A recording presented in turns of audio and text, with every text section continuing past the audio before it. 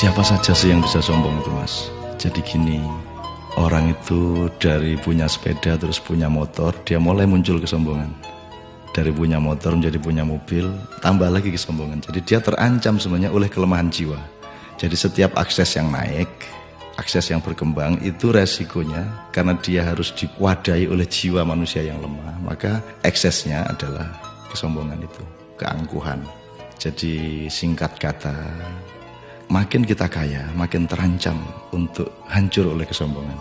Dan ini bukan hanya soal kaya, makin pinter juga biasanya makin sombong, Mas. Jadi ada yang namanya kesombongan feodal, itu untuk orang-orang kaya. Ada kesombongan kuasa, itu orang tuh makin berkuasa makin sombong, makin tidak tahu bagaimana berdiri sejajar dan dengan orang lain. Jadi kekuasaan menciptakan kesombongan, kekayaan menciptakan kesombongan. Dan saya ingin mengatakan poin yang sebenarnya bukan itu. Kepandaian juga sangat berbahaya untuk memunculkan kesombongan kita. Dalam bahasa populer kita sebut keangkuhan intelektual. Tapi yang lebih berbahaya lagi, menjadi orang soleh, orang alim itu juga bisa menimbulkan kesombongan. Jadi banyak orang-orang yang beragama dengan tekun, salah satu hasilnya adalah dia sombong atas orang lain.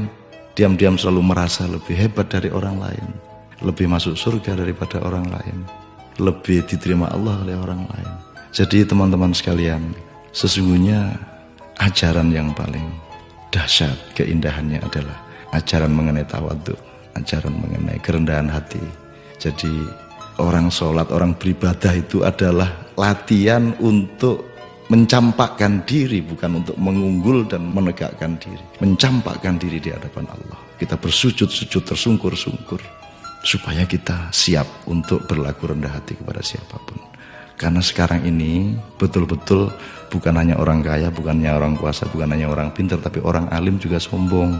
Itu namanya kesombongan kesombongan orang alim. Jadi tidak lantas kita jangan jadi alim supaya tidak sombong, atau jangan tidak kaya supaya tidak sombong, tidak begitu. Tapi kayalah tapi tidak usah sombong, kuasalah tapi rendah hati, pandailah, karena itu menjadi justru lebih arif dan menjadi alim serta solehlah, supaya engkau mampu merendahkan dirimu di bawah orang yang paling rendah pun di kampung-kampung yang kumuh tempat engkau lewat dengan kakimu.